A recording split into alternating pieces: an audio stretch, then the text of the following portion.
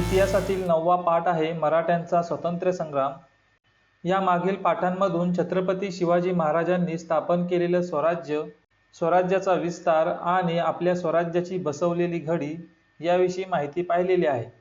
मराठ्यांचा स्वातंत्र्य संग्राम या पाठामधून छत्रपती शिवाजी महाराजांनंतर मराठ्यांनी आपलं स्वराज्य कशा प्रकारे टिकवून ठेवलं हे आपण पाहणार आहोत। छत्रपती शिवाजी महाराजांच्या मृत्यूनंतर छत्रपती संभाजी महाराज, छत्रपती राजाराम महाराज आणि महाराणी ताराबाई यांच्या नेतृत्वाखाली मराठ्यांनी स्वराज्य रक्षणासाठी मुघलांशी प्रखर लढा दिलेला होता। या 27 वर्षाच्या प्रदीर्घ लढ्याला मराठ्यांचा स्वातंत्र्य संग्राम असे म्हणतात। इसवी सन 1682 मध्ये तर खुद्द औरंगजेब बादशाह दक्षिणेमध्ये चालून आला, तरी देखील मुघलांबरोबरच्या या संग्रामामध्ये अनेक अडचणींवर मात करून मराठी विजयी झाले। हा स्वातंत्र्य संग्राम म्हणजे भारताच्या इतिहासातील एक रोमहर्षक व तेजस्वी असा कालखंड आहे। आपण या पाठामध्ये या स्वातंत्र्य संग्रामाचाच अभ्यास करणार आहोत। मित्रांनो, या ठिकाणी मराठा हा शब्द मराठी भाषा बोलणारे व महाराष्ट्रीय लोक यांच्यासाठी वापरलेला आहे। संभाजी महाराज हे छत्रपती शिवाजी महाराजांचे ज्येष्ठ पुत्र होते। त्यांचा जन्म 14 मे 1657 रोजी पुरंदर किल्ल्यावरती झाला। शिवाजी महाराजांनंतर संभाजीराजे हे छत्रपती झाले। त्यावेळी मराठ्यांचा मुघलांशी संघर्ष चालूच होता। अशा स्थितीमध्ये औरंगजेब बादशाहचा मुलगा शहाजादा अकबर याने आपल्या पित्याविरुद्ध बंड केलेले होते। हे बंड बादशहाने मोडून काढले। मग अकबर दक्षिणेमध्ये संभाजी महाराजांच्या आश्रयाला आला। त्याचे पारिपत्य करण्यासाठी बादशाह स्वतः इसवी सन 1682 मध्ये दक्षिणेला आला। त्याच्याबरोबर अफाट सैन्य आणि प्रभावी असा तोफखाना होता। त्याने जंजिऱ्याच्या सिद्धीला मराठ्यांच्या विरुद्ध मोहीम हाती घेण्यास सांगितलं। पोर्तुगीजांनाही आपल्या बाजूला वळवून घेतले। त्यामुळे संभाजी महाराजांवर एकाच वेळी अनेक शत्रूंशी तोंड देण्याचा प्रसंग आला। संभाजी महाराजांची कारकीर्द म्हणजे छत्रपती शिवाजी महाराजांच्या नंतर मराठ्यांचा जो स्वातंत्र्य संग्राम झाला, या स्वातंत्र्य संग्रामाचे पहिले पर्व होय। शिवाजी महाराजांनी आपल्या कारकिर्दीमध्ये छत्रपती संभाजी महाराजांना मुलकी राज्यकारभाराचे व लष्करी मोहिमांचे उत्कृष्ट शिक्षण दिलेले होते। वयाच्या 14व्या वर्षापासूनच ते राज्याचा कारभार व सैन्याचे अधिपत्य यामध्ये लक्ष घालू लागलेले होते। युवराज असतानाच त्यांनी मुघलांच्या व आदिलशहाच्या अनेक प्रदेशांवरती स्वाऱ्या केल्या होत्या। त्यांच्या युद्ध कौशल्याचे वर्णन करताना त्यावेळचा फ्रेंच प्रवासी ॲबे कॅरी म्हणतो, हा युवराज लहान असला तरी धैर्यशील आणि आपल्या पित्याच्या कीर्तीस साजेल असाच शूरवीर आहे। संभाजी महाराज छत्रपती झाल्यावर मराठ्यांचा मुघलांशी संघर्ष अधिकच तीव्र झाला। काबूलपासून कन्याकुमारीपर्यंत मुघलांचा एकछत्री अंमल निर्माण करण्याचा औरंगजेबाचा उद्देश होता। आपल्या प्रचंड लष्करी आणि आर्थिक शक्तीने मराठ्यांचं राज्य साफ बुडवून टाकायचं असं त्याचं स्वप्न होतं। पण संभाजी महाराजांनी आपल्या पराक्रमाने आणि युद्ध कौशल्याने त्याचं हे स्वप्न धुळीस मिळवलं। संभाजी महाराजांच्या फौजेच्या तुकड्या अनेक मुघली प्रदेशांमध्ये स्वाऱ्या करत होत्या। नाशिकजवळ रामशेज या ठिकाणी मराठ्यांचा किल्ला आहे। बादशहाच्या सैनिकांनी दीर्घकाळ प्रयत्न केला तरी देखील तो किल्ला त्यांना जिंकता आला नाही। अशा प्रकारे संभाजी महाराजांच्या पराक्रमाने औरंगजेब जेरीस आलेला होता। त्यामुळे एकदा अत्यंत संतापाने त्याने आपले डोक्यावरचे पागोटे जमिनीवरती आपटले आणि प्रतिज्ञा केली, या संभाजीचा पाडाव करीपर्यंत मी पुन्हा पागोटे घालणार नाही। संभाजी महाराजांनी औरंगजेबाला इतके हतबल करून टाकलेले होते। मराठ्यांचे किल्ले जिंकले की त्यांचे राज्य संपेल या विचाराने सुरुवातीस औरंगजेबाने नाशिक जवळील रामशेज किल्ल्याला वेढा दिलेला होता। औरंगजेबाचं सैन्य संख्येनं खूप मोठं होतं। मराठ्यांची सैन्यसंख्या त्या मानाने खूप कमी होती, अतिशय कमी होती।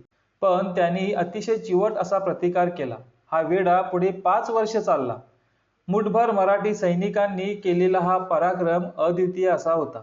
मराठ्यांच्या चिवट प्रतिकारामुळे मराठ्यांशी संघर्ष करणे अवघड असल्याची जाणीव त्यावेळेला औरंगजेबाला झाली।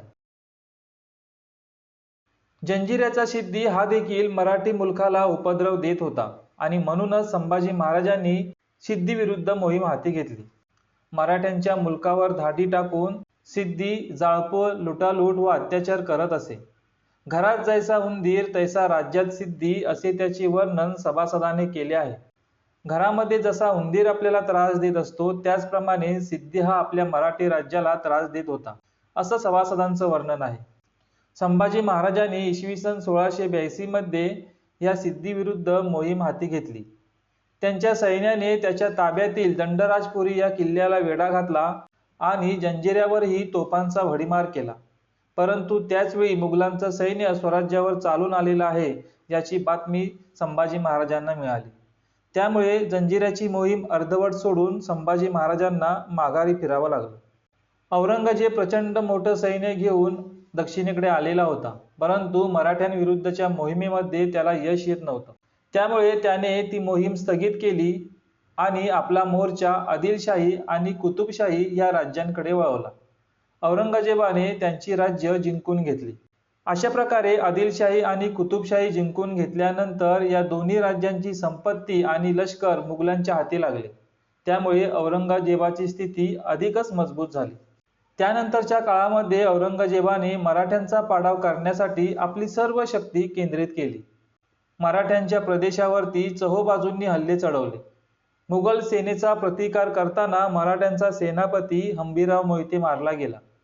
त्यामुळे संभाजी महाराजांची लष्करी बाजू थोडी कमकुवत झाली.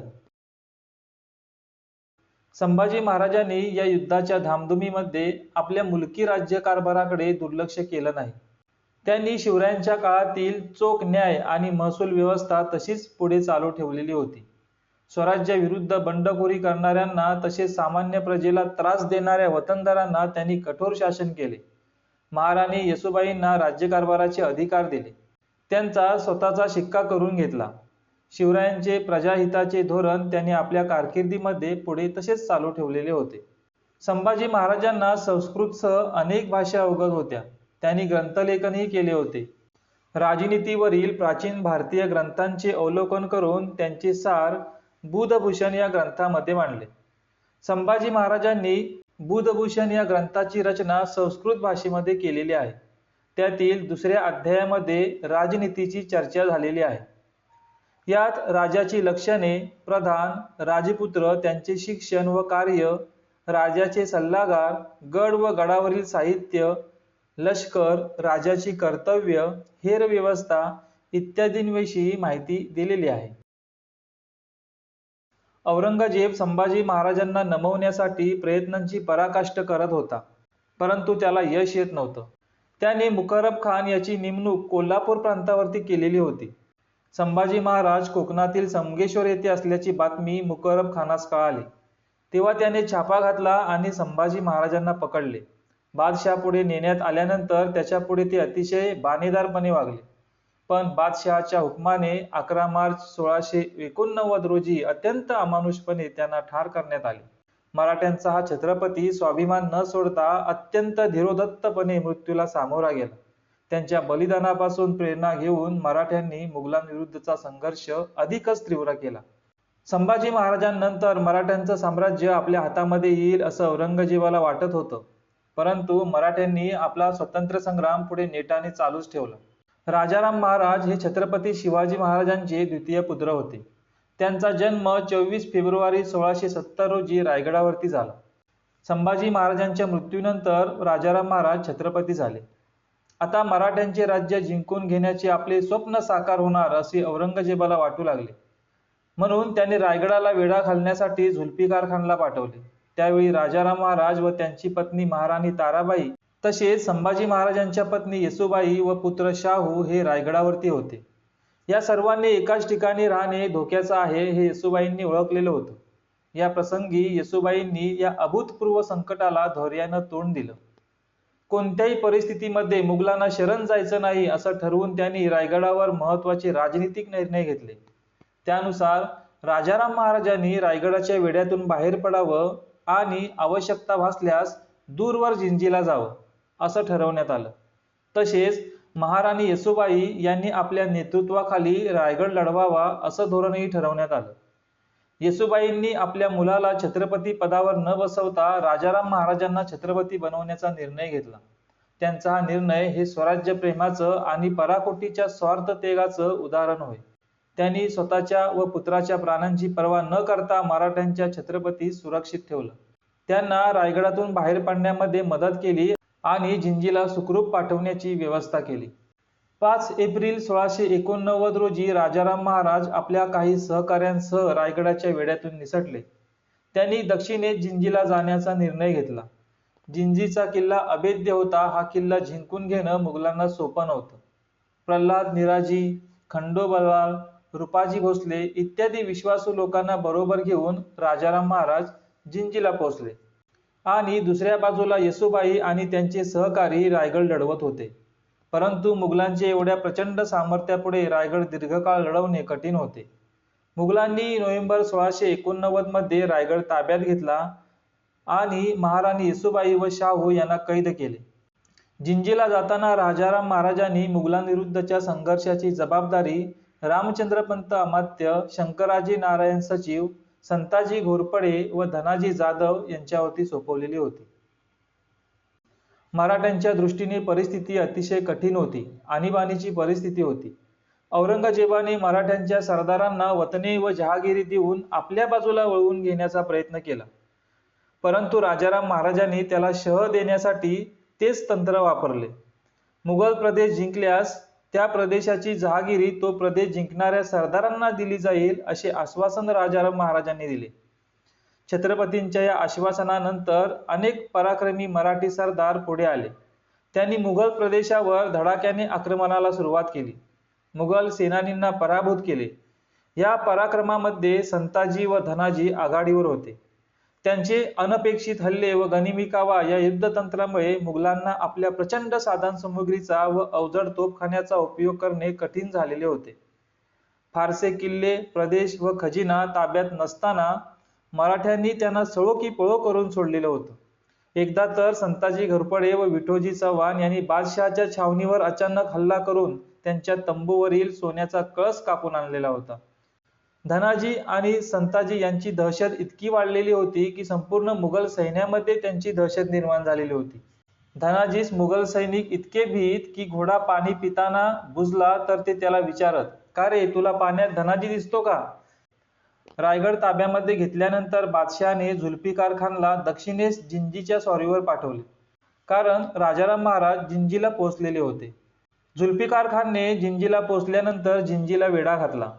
मराठ्यांनी जिंजीचा किल्ला जवळजवळ 8 वर्ष निकराने लढवला. संताजी व धनाजी यांनी वेढा घातलेल्या मुघल सेनेवर बाहेरून प्रखर हल्ले चढवले. अखेरीस राजाराम महाराज वेढ्यातून बाहेर पडून महाराष्ट्रामध्ये परतले. त्यानंतर जुल्फिकार खानने जिंजीचा किल्ला जिंकून घेतला. राजाराम महाराज परत आल्यामुळे मराठ्यांचा जोर अधिकच वाढलेला होता. त्यांनी मुघलांच्या ताब्यातील खानदेश, वराड, बागलान या प्रदेशांवरती हल्ले चढवले. राजाराम महाराजांनी आपल्या समंजस वृत्तीने आणि मुत्सद्देगिरीने संताजी व धनाजी यांच्यासारखे शेकडो मराठा वीर तयार केले. यांच्यात स्वराज्य प्रेमाची प्रेरणा निर्माण करून मोलाची कामगिरी पार पाडली. परंतु हे सर्व घडत असताना 2 मार्च 1700 मध्ये राजाराम महाराजांचे अल्पशा आजाराने सिंहगडावरती निधन झाले. राजाराम महाराज विचारी, मनमिळावू स्वभावाचे होते. मराठी राज्यातील सर्व कर्तबगार माणसांना त्यांनी एकत्र आणले, त्यांची एकजूट केली व त्यांच्यात चैतन्य निर्माण केले. संभाजी महाराजांच्या मृत्यूनंतर 11 वर्ष त्यांनी औरंगजेबाला मोठ्या धैर्याने व चिकाटीने टक्कर दिली. अत्यंत कठीण समयी स्वराज्याचे संरक्षण ही राजाराम महाराजांची सर्वात मोठी कामगिरी होय. रियासतकार गो. स. सरदेसाई यांनी छत्रपती राजाराम यांचे वर्णन करताना स्थिर बुद्धी या विशेषणाचा उपयोग केलेला आहे. त्यांनी केलेला हा उल्लेख पूर्णपणे यथार्थ वाटतो. अतिशय शांतपणे आणि स्थिर मन ठेवून त्यांनी हा लढा पुढे चालू ठेवलेला होता. छत्रपती राजाराम महाराजांच्या मृत्यूनंतर आता तरी मराठ्यांचं राज्य आपल्या ताब्यामध्ये येईल असं औरंगजेबाला वाटत होतं. औरंगजेब लढायांमागून लढाया जिंकत होता, पण त्याला युद्ध मात्र जिंकता येत नव्हते. अत्यंत विपरीत परिस्थितीत स्वराज्याचे नेतृत्व करण्यास राजाराम महाराजांच्या कर्तबगार पत्नी महाराणी ताराबाई पुढे आल्या. मुघल इतिहासकार काफी खान याने महाराणी ताराबाई यांचे वर्णन पुढील शब्दांमध्ये केलेले आहे. ती बुद्धिमान आणि शहाणी होती. सैन्याची व्यवस्था आणि राज्यकारभार या बाबतीत नवऱ्याच्या हयातीतच तिचा मोठा लौकिक झालेला होता. छत्रपती राजाराम महाराजांच्या मृत्यूनंतर महाराणी ताराबाईंनी आपल्या सरदारांच्या साहाय्यानं अत्यंत प्रतिकूल परिस्थितीत स्वराज्याचा संघर्ष नेटाने पुढे चालू ठेवला. औरंगजेबाने सातारा, पन्हाळा ही मराठ्यांची ठिकाणे जिंकून घेतली, तर मराठ्यांनी मुघलांच्या मध्य प्रदेश, गुजरात या प्रदेशांमध्ये धडक मारली. ताराबाईंनी युद्धाचे क्षेत्र विस्तारले. कृष्णाजी सावंत, खंडेराव दाभाडे, धनाजी जाधव, नेमाजी शिंदे हे सरदार महाराष्ट्राबाहेर मुघलांविरुद्ध संघर्ष करू लागले. युद्धाचे पारडे बदलत चालल्याची खूण होती. महाराणी ताराबाईंनी 7 वर्षे संघर्ष केला, आपले स्वराज्य टिकवून ठेवले. सगळा कारभार एक हाती घेऊन सरदारांना स्वराज्य कार्याला जोडून घेतलं. शिरोंज, मंदसौर, माळवा येथपर्यंत मराठी सरदार मुघलांविरुद्ध लढू लागले. काफी खान लिहितो, राजारामाची बायको ताराबाई हिनं विलक्षण धामधूम उडवून तिच्या सैन्याच्या नेतृत्वाचे आणि मोहिमांच्या व्यवस्थेचे गुण प्रकर्षाने प्रकट झाले. त्यामुळे मराठ्यांचे आक्रमण आणि त्यांची धामधूम दिवसेंदिवस वाढत गेली. ताराबाईच्या कर्तृत्वाचं वर्णन करताना शिवभारतकार परमानंदचा मुलगा कवी देवदत्त यांनी असं म्हटलं आहे, ताराबाई रामराणी भद्रकाली कोपली, दिल्ली झाली दिनवाणी, दिल्लीशाचे गेले बानी.